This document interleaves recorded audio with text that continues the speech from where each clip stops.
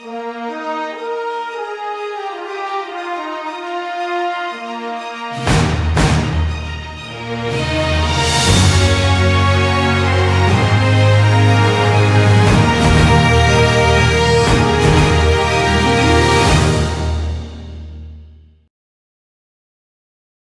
in a summer series, What God is Like, and this is part 5, A Son Awakens. Now, what Jesus is doing, he's really a master at storytelling, and what he's doing is he's telling a story to answer his critics who are criticizing him for making friends with the people they held in contempt. People that they feel are below them. People that they feel Jesus should not have as his friends. And it's one long story in Luke chapter 15, but it has 3 parts. And we're in the 3rd part, which is by far the longest, most involved, and most powerful. And the story that Jesus is telling, he wants to connect to everyone in his audience. He wants everyone to connect to and get emotionally connected, emotionally involved in what he's saying. Because in reality, what he's doing is setting them up. Because he's taking a young man, a father that had 2 sons, and the younger of the 2 sons does the unthinkable. Now, as this young man spirals down, everybody's listening to this through their own perspective. There would be those who would say, I understand that, that's my life. There would be those who would say, man, I feel sorry for that kid, this isn't going to end good. There would be those who would say, this guy is trashing his life and he has no future and no hope. And there would be all kinds of inner reaction. And today, we will come to the point where this young man is going to return home. And this builds the drama. This builds the emotion. Because everybody that's listening to Jesus wants to know what the Father's going to do with this kid. And many of them come to their own conclusion about what the Father ought to do to the kid. You know, it's always easier to raise somebody else's kid rather than your own, isn't it? So this is in Luke 15, the younger son has asked for his share of the estate and really dishonored his father by asking for it before he died. In essence saying, I can't wait till you're dead. I wish you were dead. Give me the money now. And so he gets his share of the estate. The father gives it to him. Last week, when we sent Michael and Carolyn Moody out, we talked about the rite of passage of leaving home. And the social scientists tell us that the hardest rite of passage is when we leave home. It's the most difficult.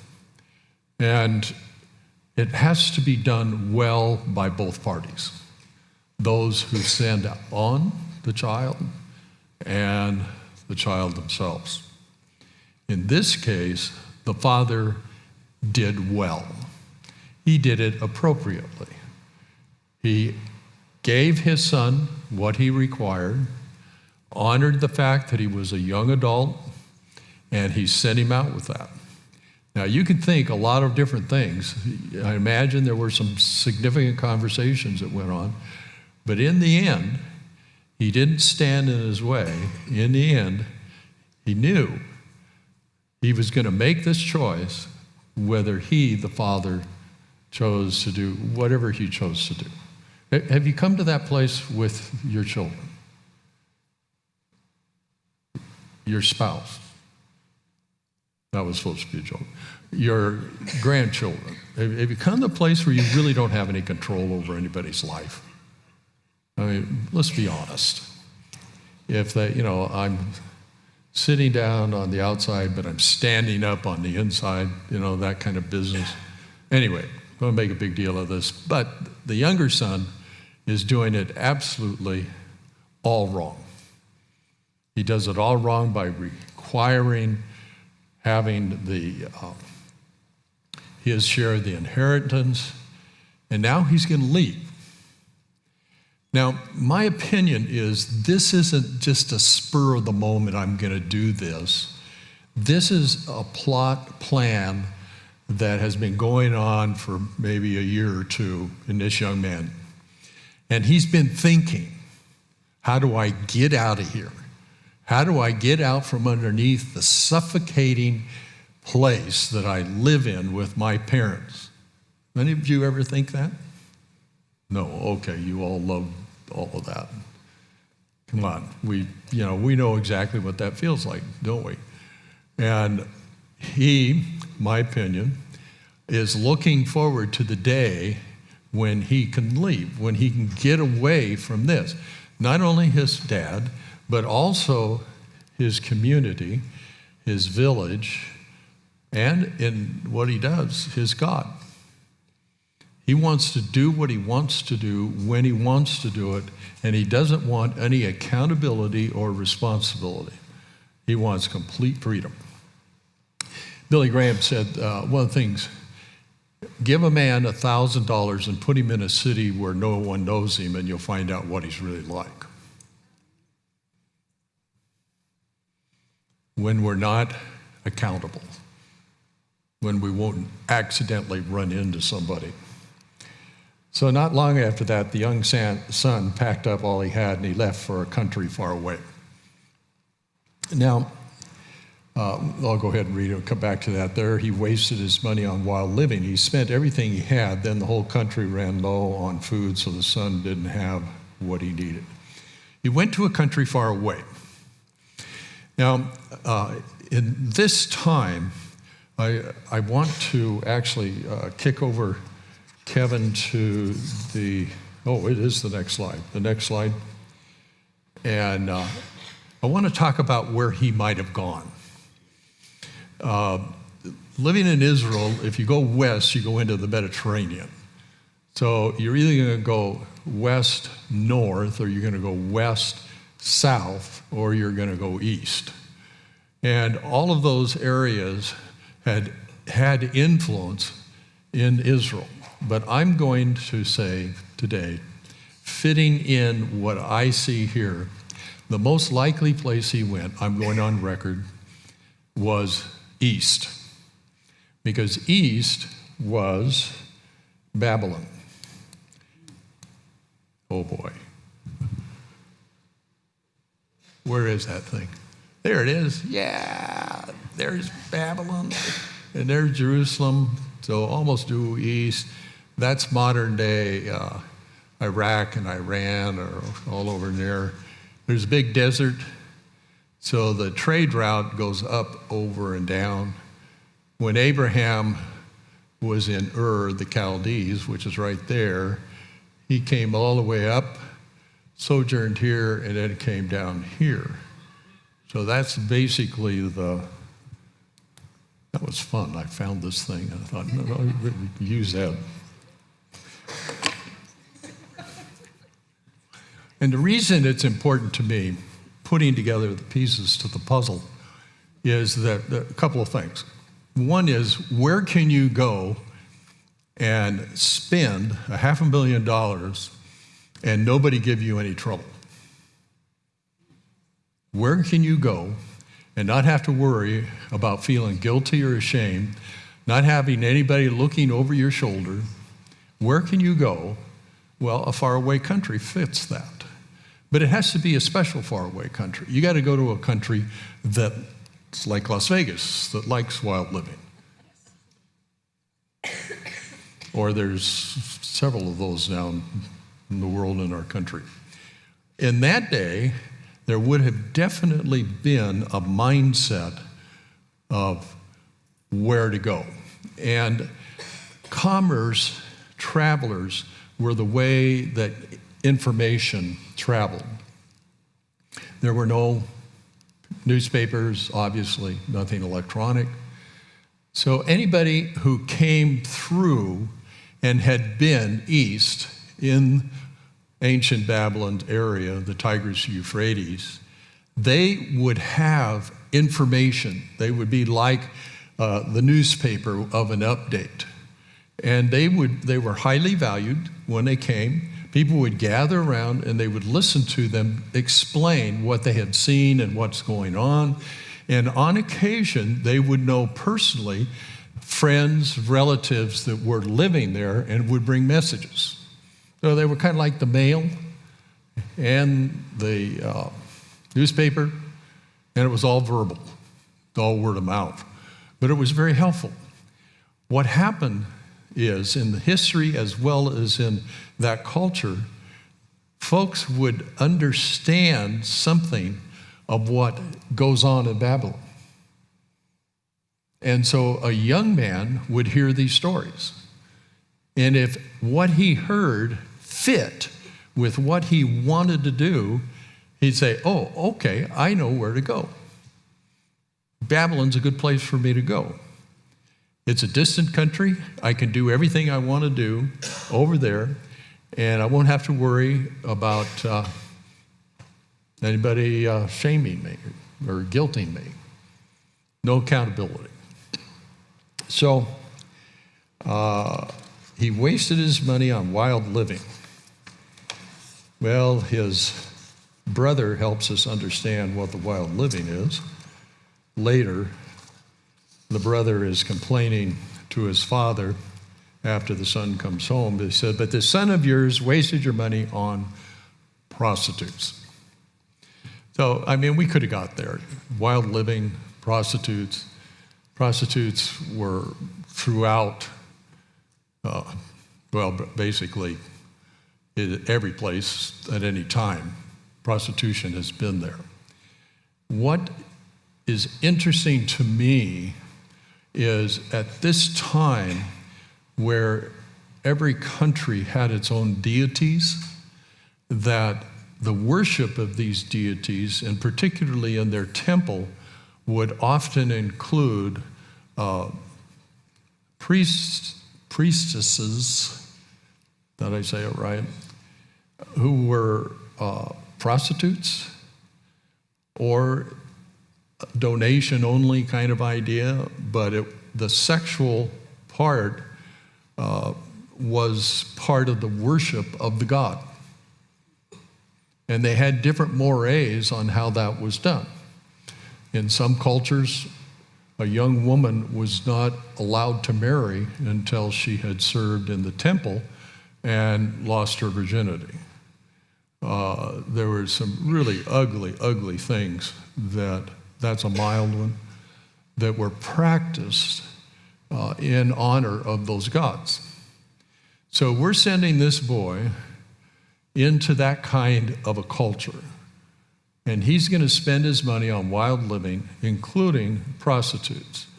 It is very possible that those prostitutes were part of the worship of that god that ruled in that particular, that they served in that particular country. So if they're listening, if you're one of the audience, and you're putting together this picture that Jesus is depicting, how are you feeling about this young man? He's out of control, isn't he? He's breaking all of the boundaries. He's doing the unspeakable and the unthinkable. And so when you connect with that, it's hard for you to remain neutral and just say, well, we'll see how this ends up or whatever. You're usually building some sense of contempt yourself, some sense of offense. Something is going on. Hard to sit on a fence when you're listening to this kind of a story. So it says that the country was gripped by a famine. No one had enough to eat. Now, usually a famine, and famines were not unknown that day by any means. They were something that were very dreaded because thousands of people would die. But it would usually take 6 months, a year, 2 years for a famine to grip a country. So what I'm thinking is a 750-mile journey from Jerusalem up over and down into Babylon is going to take him a couple of months. And now he's over there wasting away the money, however long that takes him, maybe 6 months, a year. Now famine has gripped the country, maybe another year or two. I can't see that he would have been gone less than 2 years. And when this famine grips the country and he's spent all of his money, who is he anymore? He's nobody. Absolutely nobody. He doesn't belong there. He has no family there. He has no roots there. He had money. His money was his only ticket. So they don't care. They don't care about him. In fact, he's trouble because he's another mouth, and we're already having trouble feeding our people. Why should we try and feed him? And so he's way down on the ladder of priority. So the result is that he does the best he can, and he goes and finds a pig farmer and hires himself out to the pig farmer. And you get the picture that he lives with the pigs. And he wants to eat what the pigs are eating, but he's on minor rations, even less than that. What an incredible picture. He has nothing. Now, stay with me on this, because clothing has value. So he would have sold virtually all of his clothing at some point. If he had had a robe, it'd be gone. If he had had pants, shirt, it'd be gone. He'd be down to briefs, and that'd be about it. Because all of that would have been money. All of that would have bought him food. So he has nothing. And this particular picture, slide 7, I think, for me, captures something of what it could have been like for him as far as just the filth and the degradation he was experiencing being there. And back up one slide. The Old Testament rejected eating swine because of its association with the worship of certain Babylonian, Syrian, and Egyptian gods. So it's important also to make another connection, that the last place he ends up is taking care of swine, which were pigs, absolutely forbidden by Jewish dietary laws to have any association with pigs, period, verboten.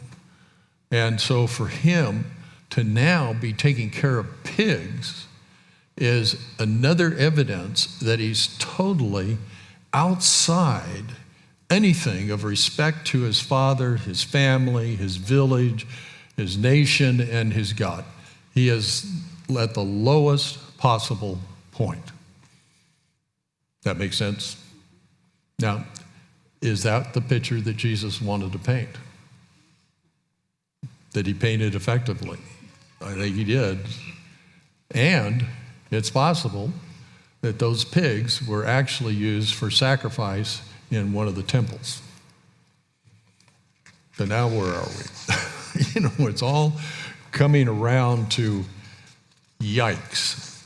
My life has been intertwined with false gods, and I have lost everything, and I'm destitute.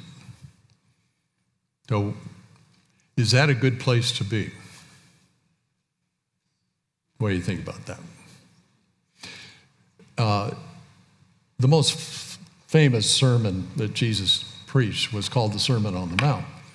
And it's called Sermon on the Mount because he would go up to a high place. It would be easier for people to hear him. And it begins this way. The first verse of the Sermon on the Mount, Jesus said, "Blessed, oh how happy, are the poor in spirit, for theirs is the kingdom of heaven. Now, no matter who you are, when you read that, you go, this is crazy. Don't call me blessed if I'm poor. Call me blessed if I get everything. But what Jesus is saying, if you're poor in spirit, like that young man was, one choice will make you wealthy beyond words, and that is the choice of God, which means what? The kingdom of heaven or the kingdom of God. See, we always have a choice, right? We've always got a choice. We can choose to be thankful or not. We can choose to turn to God or not. But when we're caved in with being a victim, when the world is all against us and we have no choice in our perspective, that's a lie. We've always got a choice. And if we choose God, the promise is his kingdom, which means you go from zero, nothing, to being utterly, famously, fantastically blessed for eternity. Do you believe that? It's what happened to us when we came to Jesus, isn't it? When we put our faith in Christ, wherever we were given an inheritance, a gift that is just amazing. And it will take us all of eternity to unpack it, which is a delicious thought, and wondering what that would be like. I like this quote from Dallas Willard: God's address is at the end of your rope. I would prefer it being anyplace else, because I don't like to be at the end of my rope. It feels very difficult. You know, I don't like to feel desperate, but that's where you feel desperate. But you learn something right there. This man learned something right there. And it says about him that he came to his senses, that he woke up. I love that, because that means something's going to change. That means that the way it's been is not how it's going to be. And in this particular case, he says, I'll get up and go back to my father. I'll say to him, Father, I have sinned against heaven. I have sinned against you. Are both of those true? It's accurate, reality. I am no longer fit to be called your son. Is that true? That's true. Make me like one of your hired workers. So he got up and went to his father. So now here he realizes he has a place he can go. I can make the choice and go to my father. But I've spent all of his money. I've dishonored, disrespected him. I've done the same thing to the family. I've done the same thing to the community. I've done the same thing to my religion, my God. I've got to come with something. And my opinion is what he's saying here: make me one of your hired men, and I'll work off the debt I owe you. In other words, I'll work. Put me to work. Because what else does he have? Put me to work. But at least I can do that. I can offer my work. So he goes to his father. And this moment that everybody's been waiting for in the audience, I'm not going to go into it in depth until next week when we talk about homecoming. But while the son was still a long way off, his father saw it. Now, let's go back to a few weeks ago when we talked about this. Why did the father see his son a long way off? He was watching for him. It wasn't a coincidence. It wasn't, he was just kind of wandering around and thought, I'll look down the road and see if my son's coming. No. He was praying, he was watching, he was waiting, he was anticipating the return of his son. He was filled with tender love for his son. He ran to him. Okay, now we got trouble. We got trouble in those listening because the Father is running to the Son, and the Father, in his dignity, never runs. Have you watched movies and watched how the person that has all the power doesn't move very quickly? It's all of the worker bees around that are always active and doing something, running someplace, but the person with the power in the center doesn't have to hurry. They don't, Well, it's the same way in this particular situation. The dignity of the Father dictated he didn't have to run. So when he took off running towards the Son, this is my picture, he'd always have servants around. They're behind him now. Now you got a little parade going. You got him and dealing with the robes, all of that. The servants are going, this is crazy. They're running down there with him. And he's running, and he cares not what it looks like. He doesn't care at all what it looks like. He's got one focus, and that's his son. And he's zeroed in on that, drilled in on that, and he runs to him, throws his arms around him, and kisses him. He's probably pretty dirty and pretty smelly. Does he care? Does he care that he's wearing his shame and his sin? Does he care? No. It's his son. And he throws his arms around him and kisses him. Now, there are those who believe, and I think there's a definite part of this, that one of the reasons the Father ran to the Son was to get to him before anybody else got to him and killed him. Because he had become an affront to the family and the community. And there was, within the legal system, some precedence of stoning him because of what he'd done. But since the Father would get to him first, embrace him and love him, then that settles the justice issue, among others. And we'll talk more about that next week. But imagine, who's happy in this audience that's listening to this? Who's happy? I know you are. But in the audience that he's talking to, that Jesus is talking to, who's happy? There are those who can't earn it, don't deserve it, and can't repay it, and oh God, oh God, oh God, there's maybe hope for me. Who's really angry? Those who've done it all right, they think.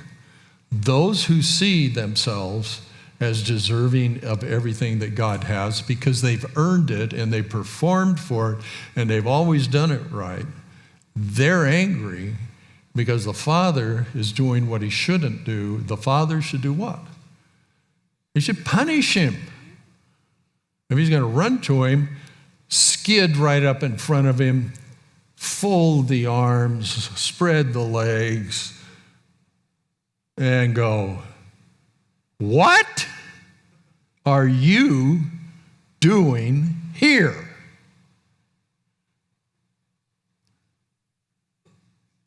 You know, the Jewish finger. And what? All of the things that he could have said at that point. And there's a group there that would know everything he should have said. In diminishing, belittling, raking this young man over the coals, all of the things that could have been said. Does he do that? No. And that is amazing. That is such a confrontive thing in this story, is what the Father doesn't do, as well as what the Father does do. And we have a word for that, mercy. Mercy and grace. But I prefer to use the word mercy at this point. The father running to his son is like the shepherd's urgency to find his lost sheep, like the woman's urgency to find her lost coin. God the Father has run to us in Jesus.